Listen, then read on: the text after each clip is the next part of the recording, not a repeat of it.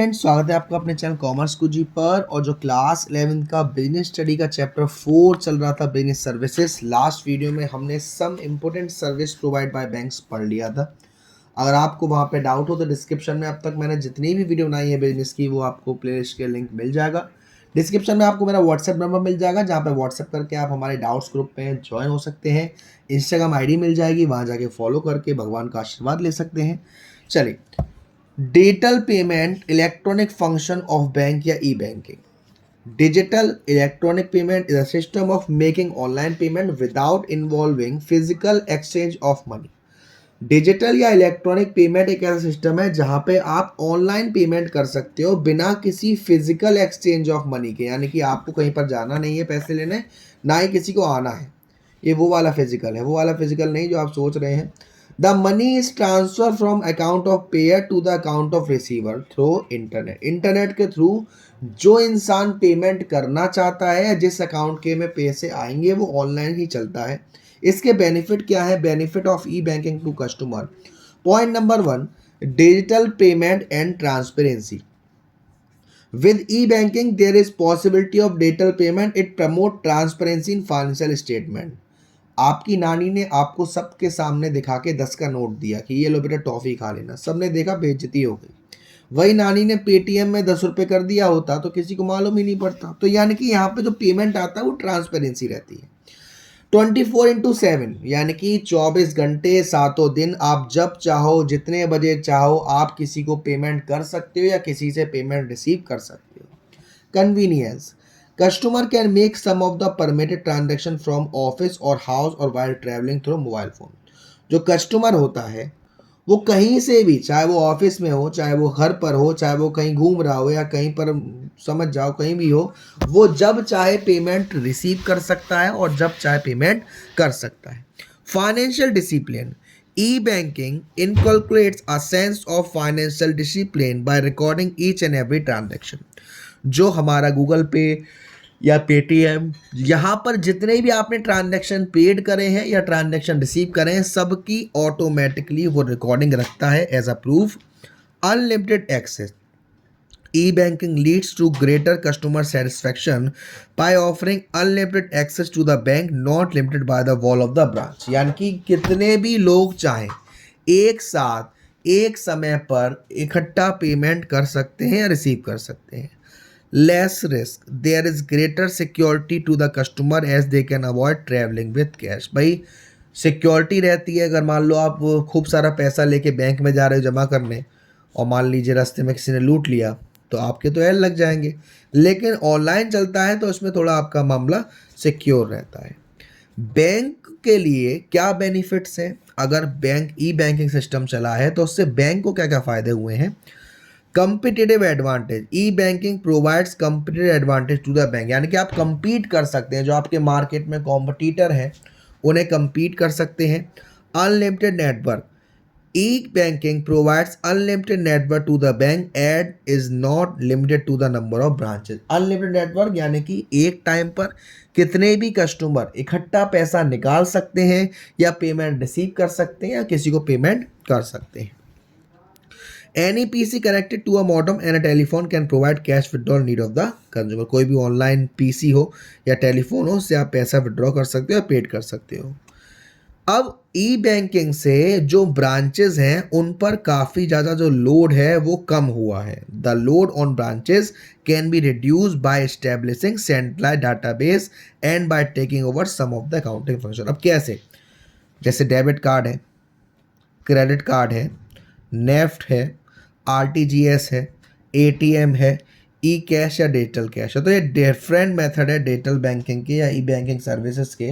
One by one हम ज़रा इनको देखेंगे, पढ़ेंगे। सबसे पहले डेबिट कार्ड। डेबिट कार्ड जो हमारा अकाउंट होता है बैंक में, सेविंग अकाउंट होता है, उस अकाउंट के लिए हमको एक डेबिट कार्ड मिलता है। इस अकाउंट में जितना हमारे अकाउंट में पैसा होता है उतना हम पैसा निकाल सकते हैं। It is a facility offer to account holder to make payment up to the amount of credit balance in their account.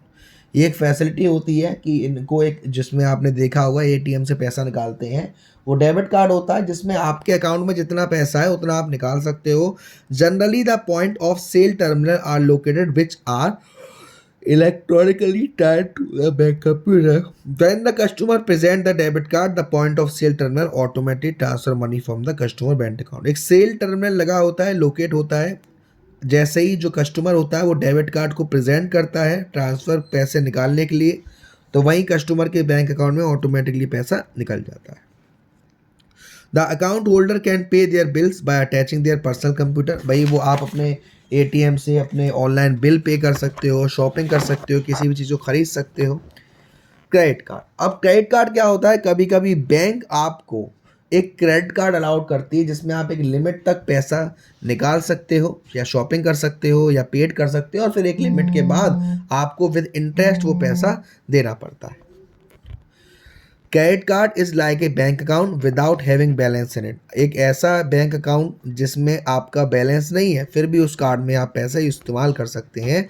It enable the card holder to have overdraft facility up to a fix limit. Overdraft facility क्या होती है कि आपके account में पैसा नहीं है, फिर भी आप पैसे निकाल सकते हो एक लिमिट तक. Credit is a substitute of cash. It is a plastic card with the signature identity of the owner. एक प्लास्टिक कार्ड होता है जिसमें जो मालिक है उसके साइन होते हैं. It also include the name of issuing bank and validity period of the card. किस बैंक का क्रेडिट कार्ड है और कब तक चलेगा. फिर आता है NEFT, national electronic fund transfer. Under this the fund is directly transfer from one account to another. अब इसमें क्या होता है, under this the fund is directly transfer from one account to another. इसमें जो पैसा होता है वो डायरेक्टली एक अकाउंट से दूसरे अकाउंट में भेजा जाता है. Direct transfer help both the parties from inconvenience of drawing cheque, depositing cheque. अगर आपके अकाउंट से पैसा डायरेक्ट के दूसरे के अकाउंट में जा रहा है तो ये जो इनकन्वीनियंस होता है, कभी कभी आपको सुविधा मतलब कि आपको लगता है काफ़ी ज़्यादा फॉर्मेलिटीज़ करनी, जैसे आपको चेक निकालना है या चेक जमा करना है. The key difference between NEFT and R T G S that, R T G S is on gross settlement basis whereas NEFT is on net settlement basis. जो बेसिक डिफरेंस होता है NEFT का और RTGS का वो ये है कि जो आरटीजीएस होता है वो एक ग्रॉस सेटलमेंट होता है, यानी कि उसमें से किसी चीज़ का भी पैसा रह गया है, लेकिन जो नेफ्ट होता है वो नेट सेटलमेंट, यानी इतना पैसा देना था. जो आरटीजीएस में मिनिमम ट्रांजैक्शन होता है वो 2 लाख का होता है, लेकिन जो नेफ्ट है उसमें कोई भी लिमिटेशंस नहीं है. आरटीजीएस की फैसिलिटी करीब करीब 72,000 ब्रांचेस में अवेलेबल है, लेकिन जो हमारा नेफ्ट है उसकी करीब करीब 75,000 ब्रांचेस में अवेलेबल है. अब RTGS, real time gross settlement. RTGS are fund transfer system where transfer of money or security take place from one bank to another on a real time, यानी उसी समय या फिर gross basis. Settlement in real time का मतलब है means payment transaction is not subjected to any waiting period. अभी भेजा है तो अभी आ जाएगा. The transaction are settle as soon they are process. Gross settlement means the transaction is settle on one to one basis without bunching or netting them with any other transaction. Once process payment are final and irrecoverable.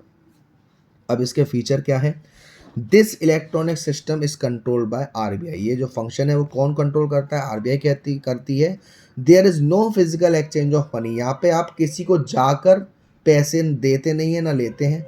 The RBI make adjustment in the electronic account of both the bank. ये RBI adjustment करती है दोनों के, जिस party पर पैसा जा रहा है और जिस पर पैसा आ रहा है, दोनों के अकाउंट में इलेक्ट्रॉनिक तरीके से आरबीआई मैनेज करती है. The RTGS system is suited for high value transaction. Minimum value transaction should be 2 lakh. जो लंबे ट्रांजेक्शन्स होते हैं, हाई वैल्यू के ट्रांजेक्शन्स होते हैं, उस पर आरटीजीएस फॉलो की जाती है. कम से कम जो आरटीजीएस है वो 2 लाख की होती है. The payment is taken as final and irrecoverable. जो पेमेंट होता है वो फाइनल होता है और वो वापस नहीं लिया जा सकता. Fees of RTGS vary from bank to bank. RBI has fixed upper limit of fees. जो फीस होती है हर बैंक की अलग अलग होती है. To use RTGS the bank must use core banking. RTGS को इस्तेमाल करने के लिए जो बैंक है वो कोर बैंकिंग का इस्तेमाल करेगी, और कोर बैंकिंग में 11 डिजिट का कोड इस्तेमाल होता है. फिर है हमारा ऑटोमेटेड टेलर मशीन, जिसको हम एटीएम भी कहते हैं. The person who makes payment and accept deposit in bank is known as teller. वो पर्सन जो पेमेंट करता है या डिपॉजिट को एक्सेप्ट करता है बैंक से, उसे हम टेलर कहते हैं. अब the ATM refers to mechanical and automatic teller which can do a teller job 24 hour day. एटीएम एक ऐसी मशीन है जहां पर आप 24 आवर्स कभी भी पैसा निकाल सकते हो। To use an ATM you insert a plastic card in the machine and enter your identification code. ATM को इस्तेमाल करने के लिए आपको एटीएम जो कार्ड होता है, डेबिट कार्ड, वो उसमें लगाना होता है और आपको एक आइडेंटिफिकेशन कोड होता है जिसे हम पिन कहते हैं, वो डालकर आपको जितना पैसा निकालना है, अगर आपके खाते में उतना है तो निकाल सकते हो। If the code matches the machine respond by giving cash and taking deposit. अगर कोड जो होता है, कोड आपका वो मैच कर जाता है तो मशीन आपको पैसा देती है, या आपके पैसे अगर आप डिपॉजिट कर रहे हो तो डिपॉजिट भी करती है। E cash, digital cash. It is a new concept of online payment system. E-cash is used over internet, email और पर्सनल कंप्यूटर, मोबाइल। ये एक न्यू कॉन्सेप्ट है ऑनलाइन पेमेंट सिस्टम। ई कैश जो यूज़ किया जाता है वो इंटरनेट के थ्रू या ईमेल के थ्रू या पर्सनल कंप्यूटर के थ्रू या मोबाइल के थ्रू इस्तेमाल किया जाता है। The work digital cash work is similar to that of electronic fund transfer. जो डिजिटल कैश होता है वो इसी की तरह इस्तेमाल किया जाता है ना। The user must have E cash software program, जैसे पेटीएम है, भीम ऐप है, गूगल पे है, उनके पास ये सॉफ्टवेयर होने चाहिए अमाउंट को रिसीव करने के लिए। तो ये सारी चीज़ें थी आपकी डिजिटल बैंकिंग सर्विसेज की। अब आपका आता है इंश्योरेंस सर्विसेज। इंश्योरेंस सर्विसेज का मतलब क्या है? जब आपको लगता है कि ये गुड्स आपके लिए मतलब महंगा है, ख़राब हो गया, जल गया या चोरी हो गया तो आपको नुकसान हो जाएगा, तो उसको हम इंश्योर करवा लेते हैं, जिसमें अगर आपको वो लॉस होता है तो वो लॉस इंश्योरेंस कंपनी आपका कवर करवा देती है। तो इंश्योरेंस क्या है? Insurance is a contract between the insurer and insured, यानी कि दो पार्टी, एक जो है वो आपका इंश्योरेंस कर रही है जिसको हम इंश्योरर कहते हैं, और एक वो पार्टी जिसका इंश्योरेंस हो रहा है, यानी जो पार्टी अपना इंश्योरेंस करवाती है उसे इंश्योर्ड कहते हैं, और जिस कंपनी से करवा रही है वो इंश्योरर है। In which insurer agree to make good the loss of insured on happening of an event in consideration of a regular payment। आपको एक प्रीमियम पेड करना पड़ता है, वो तिमाही भी हो सकता है, छमाही भी हो सकता है, सालाना भी हो सकता है, और उसके बदले में जो इंश्योरर है वो अगर आपको उनकी उन्हीं कंडीशन की वजह से लॉस हुआ है जो उन्होंने लिखा था, जिसको हम कॉजा प्रोक्सिमा कहते हैं, तो वो आपको उसकी भरपाई करता है। दिस एग्रीमेंट और contract is in written and is known as insurance policy. ये जो एग्रीमेंट होता है या कॉन्ट्रैक्ट होता है वो रिटन में होता है और इसको हम इंश्योरेंस पॉलिसी कहते हैं। अब यहाँ पे important term used in insurance contract. सबसे पहला, insurer is the individual or firm known as insurance company which agree to compensate the loss of insured। Insurer या तो वो इंडिविजुअल या फर्म है जिसे हम इंश्योरेंस कंपनी के नाम से जानते हैं, जो एग्री करता है कि अगर आपको लॉस हुआ तो हम उसकी भरपाई करेंगे। फिर ensure is the individual or firm who get compensation of loss insured pay regular amount of premium। ये वो लोग हैं जिनको अगर नुकसान होता हो तो उनको भरपाई मिलेगी। हैपनिंग ऑफ द इवेंट, यानी कि क्या होगा जब आपको पैसा मिलेगा।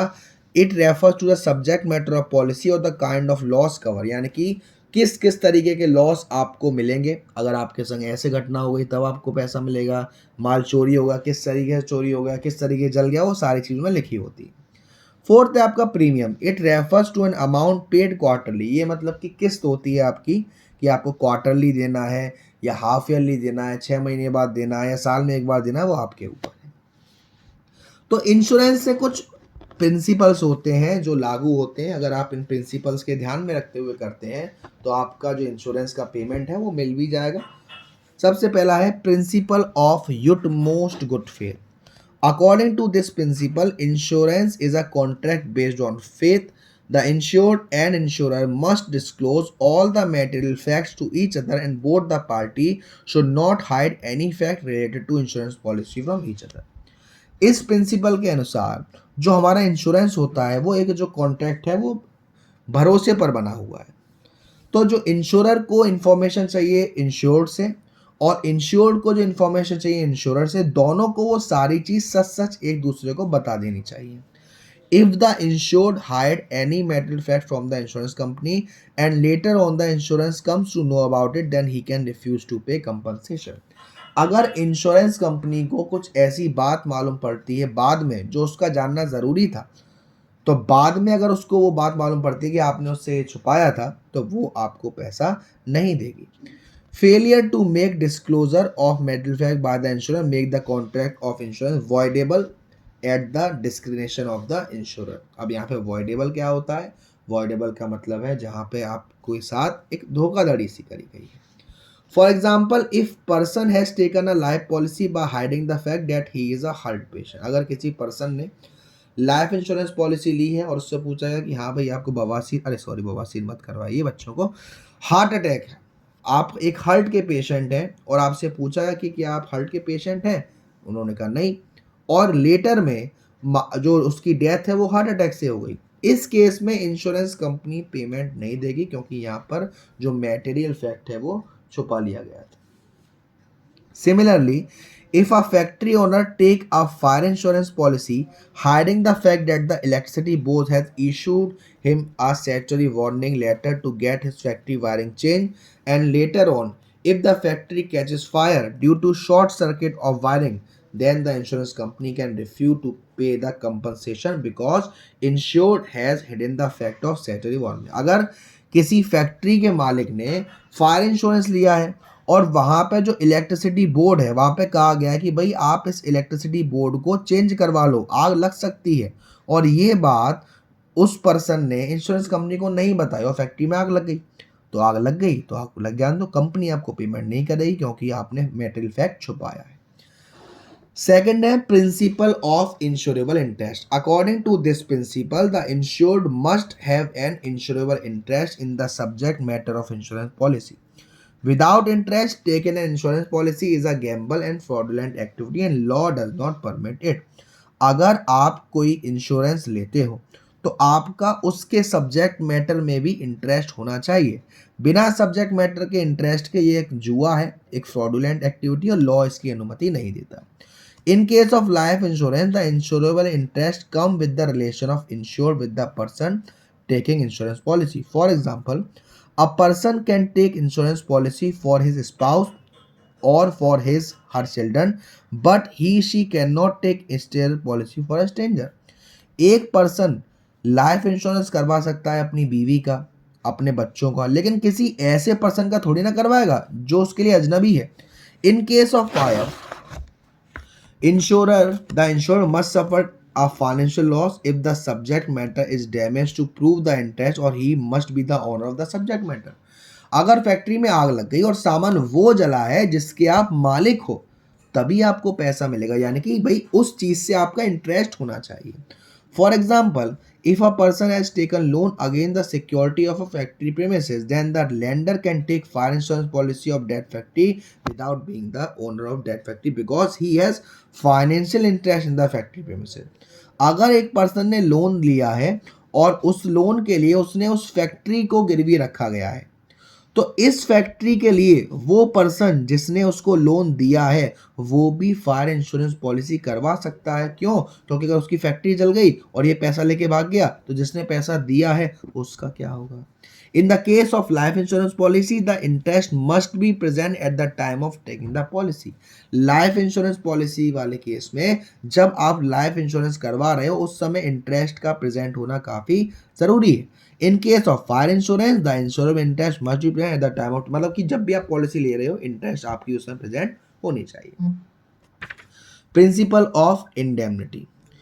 Principle of indemnity, according to this principle, insurance is not a contract of making profit। The purpose of insurance is to bring back the insured in the same financial position as he was before the loss। Insurance company का जो contract होता है वो ये contract नहीं होता कि वो आपको प्रॉफिट देंगे। उनका कॉन्ट्रैक्ट ये होता है कि जो घाटा होने से आपकी फाइनेंशियल पोजीशन खराब हो गई और जो पोजीशन आपकी घाटा होने से पहले थी, तो इंश्योरेंस कंपनी ये काम करती है कि जो पोजीशन आपकी खराब हो गई और जो पोजीशन पहले थी उस पोजीशन में आपको दोबारा से पहुंचाने का काम करती है। For example, a person insured his factory of 2 lakh against fire. Due to fire he suffered a loss of 1 lakh. तो इंश्योरेंस कंपनी आपको 1 लाख का ही मुआवजा देगी, ये नहीं कि आपने 2 लाख का इंश्योरेंस लिया 2 लाख का करवाए। क्यों? क्योंकि उसका काम है आपको लॉस को कवर करना, ना कि प्रॉफिट को। Principle of contribution.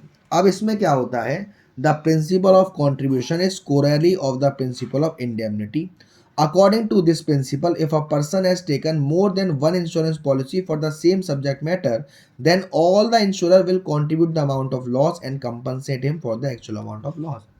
अगर किसी एक पर्सन ने सेम सब्जेक्ट मैटर के लिए अलग अलग कंपनी से इंश्योरेंस करवा रखा है, तो नुकसान होने पर ऐसा नहीं होगा कि जैसे मान लीजिए उसका 1 लाख का नुकसान हो गया तो सभी कंपनी 1-1 लाख रुपए देंगी, नहीं, सारी कंपनी मिलकर उसे 1 लाख रुपए देंगी। लेकिन ये केस LIC वाले में नहीं आता। यहाँ पे देखिए ये एग्जाम्पल दे रखा है।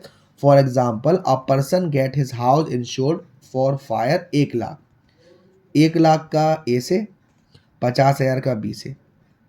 अब उसे लॉस हुआ 75,000 का, तो ऐसा थोड़ी ना हुआ कि ए भी इसे 75,000 रुपये देगा या बी भी 75,000 रुपये का देगा, नहीं। हम कैसे निकालेंगे? उसने 1 लाख का इंश्योरेंस से करवाया था तो 1 लाख अपॉन दोनों की वैल्यू कितनी है 1.5 लाख इनटू नुकसान कितने का हुआ 75,000 का। तो ये सॉल्व करके 50,000 रुपये देगा ए, 25,000 रुपये देगा बी, क्योंकि दोनों को मिलाकर कॉन्ट्रीब्यूट करेंगे ना कि इंडिविजुअली। इसको हम कहते हैं प्रिंसिपल ऑफ कॉन्ट्रीब्यूशन। फिर है principle of subrogation. According to this principle, after paying the compensation, the insurer steps in the shoes of the insured. In other words, when the insured is compensated for the loss or damage to the property insured by him, the right of ownership of such property passes on to the owner. This is also a corollary to principle of indemnity, because once the compensation is given, later on if insured lies some money by sale of damaged property, that will bring profit for him. तो इसका मतलब ये है कि जैसे कि मान लीजिए किसी के घर में आग लग गई।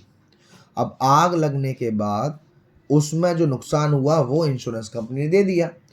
अब वहाँ पे जिस घर में आग लगी थी उसमें कुछ सामान ऐसा रह गया जिसे बेचकर पैसा आया, वो पैसा इंश्योरेंस कंपनी का है, ना कि उस पर्सन का जिसने इंश्योरेंस करवाया था। ठीक है ना। फिर है आपका principle of कॉजा Proxima. According to this principle, the cause or reason for the loss must be related to the subject matter of the insurance contract. जब आपने इंश्योरेंस करवाया था तो उसी समय उस पर रीज़न लिखे थे कि अगर आपको इन इन कारण की वजह से लॉस होता है तभी हम पैसा देंगे, अगर इन कारण की वजह से आपको लॉस नहीं हुआ तो उस केस में हम पैसा नहीं देंगे। If loss is due to some other cause then the insurance can deny to pay the compensation. अगर किसी और वजह से लॉस होता है तो जो इंश्योरेंस कंपनी है वो उसको पैसा नहीं देगी। For example, if a person has taken marine insurance policy for sending the wheat bags and on the way if a rat spoil the wheat, then no compensation will be given, because under marine insurance the cause of loss should be sea peels and not the rat. अगर किसी ने marine insurance policy करवाई थी एक जगह से सामान दूसरे भेजने के लिए और उसका जो सामान है वो चूहों ने खराब कर दिया, इस केस में उसे कोई कंपनसेशन नहीं मिलेगा, क्योंकि वहां पे सी से रिलेटेड नुकसान आएगा ना कि रेट से रिलेटेड। फिर लास्ट है principle of mitigation of loss. According to this principle, the insured must take care of his property or subject matter of insurance in the same way as he would take care without taking the insurance policy. इस case में जब आपने insurance policy नहीं ली थी उससे पहले जिस तरीके से उस चीज़ का ध्यान रख रहे थे वैसे ही दोबारा पॉलिसी लेने के बाद रखना है। ऐसा नहीं कि आपने अपना इंश्योरेंस करवा लिया और गाड़ी के सामने खड़े हो गए मरने के लिए, है ना। The insured should not become careless of his property after taking insurance policy. ये एक उसकी ड्यूटी है कि वो सारे रीजनेबल एफर्ट डाले उसको सही रखने में, सारे प्रिकॉशन ले। For example, if a person has taken fire insurance policy for his house and when fire break out, he should take all the measure to stop the fire. अगर किसी ने फायर इंश्योरेंस करवा रखा है अपने house का और घर पर आग लग गई तो इसका मतलब ये नहीं कि वो और मिट्टी का तेल डालेगा, इसका मतलब है कि वो और उसे बचाए, कम से कम कितना नुकसान हो सकता है, उसे हम कहते हैं principle of mitigation of loss. तो आज की वीडियो में इतना ही, अगली वीडियो में हम करेंगे इंश्योरेंस एंड एश्योरेंस से। वीडियो पसंद आई हो तो वीडियो को लाइक ज़रूर कीजिएगा, शेयर ज़रूर करिएगा। अब तक चैनल को सब्सक्राइब नहीं किया है तो सब्सक्राइब कर दीजिएगा। Thank you so much, love you all.